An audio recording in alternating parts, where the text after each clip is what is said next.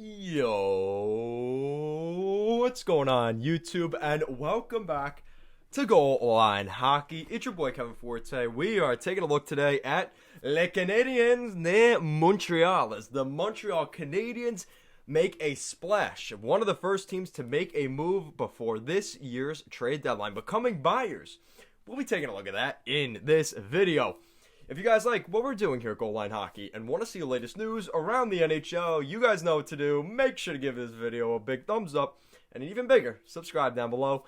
And let's take a look at the Habs. So, the Montreal Canadiens make a massive trade, trading for Taylor Hall. Oh wait, never mind. That didn't happen. Well, they still made a decent trade. So, the Montreal Canadiens have acquired Eric Staal from the Buffalo Sabres in exchange for a 2021 third and fifth round pick. The Montreal Canadiens, going into this year's deadline, we knew they were going to make some kind of move. And they made that move here. Now, the thing is, the Montreal Canadiens had 14 draft picks in the 2021 draft, and they decided to move 2 of them. Now, Marc Bergevin, I saw his interview the other day after acquiring Eric Staal, and a little bit before some news we've been hearing about. We'll be getting to that later in the video, but he was basically talking about, we are not going to make any other moves. We brought in Eric Staal, we have no more cap space, we're not doing anything. Right, come on, Bergevin. You also said that they weren't going to trade PK Subban, and you traded him 2 days later. So, just saying. Nobody really takes his word very seriously, because right after he said he wasn't going to make any more moves before the deadline, he brings in Cole Caufield, signs him to his 3-year entry-level contract. Now, he just finished his season with the Wisconsin Badgers over in the Big Ten at the college hockey tournament. He's projected to be a finalist for the Hobey Baker for College Hockey Player of the Year here in 2021. So it's been a pretty good season here for Cole Caufield and the Wisconsin Badgers, despite falling short of their championship hopes. But Cole Caufield comes in, and this is a difference maker for their offense. They add Eric Staal, Cole Caufield to the offense for the Habs. And the Habs officially have no cap space left. Let's be real here. Looking at the Habs situation, let's take a look. Where are the Canadiens? There we go. So, they still, despite trading those 2 draft picks, they still have a first round, 2 second rounds, so 3, 4, 5, 6, 7, 8, 9, 10, 11, 12. So they still have 12 draft picks in this year's draft. They had 14, now they have 12. So they still have 3 fourth-round picks, 2 fifths, 2 thirds, 2 seconds, and their first, and their sixth, and their seventh. So they still have a plethora of draft picks. I just think this is kind of interesting that we have seen the Habs add to their offense. This is a move that, especially the Eric Staal move. Let's take a look at the Eric Staal move first. This solidifies the middle for the Montreal Canadiens. Adding Eric Staal, he's obviously had some bad numbers, let's be honest, this season with the Buffalo Sabres. And they kind of paid a premium for Eric Staal, 3rd and a 5th. Now, I think part of it is because the Canadiens have 14 draft picks. So, Buffalo pretty much said, listen, you're not giving us just a third. You have 14 draft picks. You have to throw in another deal. You have to throw in another draft pick. And that's kind of where having a lot of draft picks, it's going to probably cost you more when you have more assets. And that's kind of what we saw here for the Habs. Now, it also sets the market. We've obviously been hearing a little bit about Taylor Hall, how he's going to be a second, a prospect, and another piece. Some of that has to do with the price here of Eric Staal. Eric Staal is worth 2 pieces.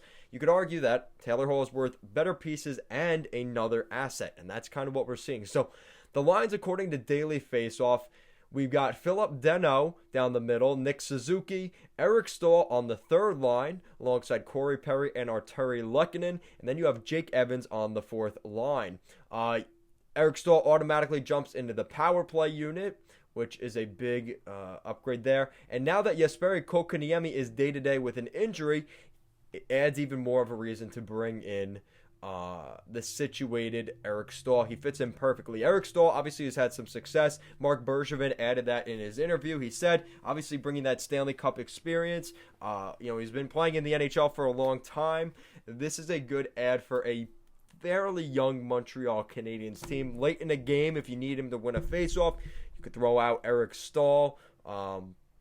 Because overall, you look at this lineup without Eric Staal, it's Danault, and then you have a bunch of young guys. You have Suzuki, Evans, and Kotkaniemi down the middle. That's a fairly young center core. So adding Eric Staal definitely adds that legitimacy. He could jump into the top 6 if they need him to. He's a good third-line center. He came in at a premium, but I think it was a good move overall. And then we still have Cole Caufield. Now, the question is, you have to assume they're going to bring Cole Caufield right into the lineup. Now, the question is, where does he fit? You have Tomas Tatar, Brandon Gallagher, Jonathan Drouin, and Josh Anderson in the top 6. Is he better than Josh Anderson? You can make that argument. He could fit on the right side alongside Suzuki and Drouin. But you could also make an argument he's better on the third line alongside the newly acquired Eric Staal or Terry Lehkonen. And maybe you move Corey Perry down on the fourth line or Michael Frolik.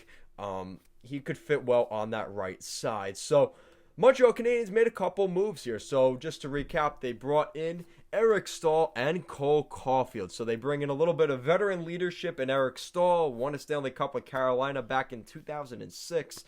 God, that was a long time ago. And you also bring in the rookie, Cole Caufield. So guys, let me know what you think in the comment section down below. Is this it for the Montreal Canadiens?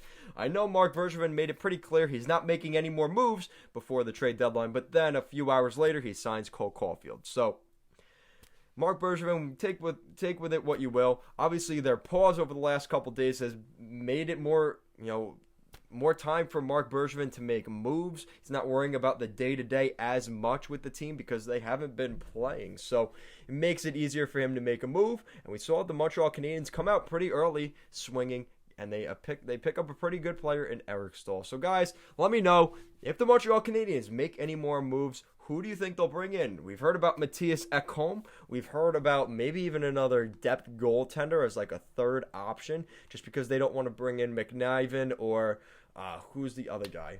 I forgot his name already.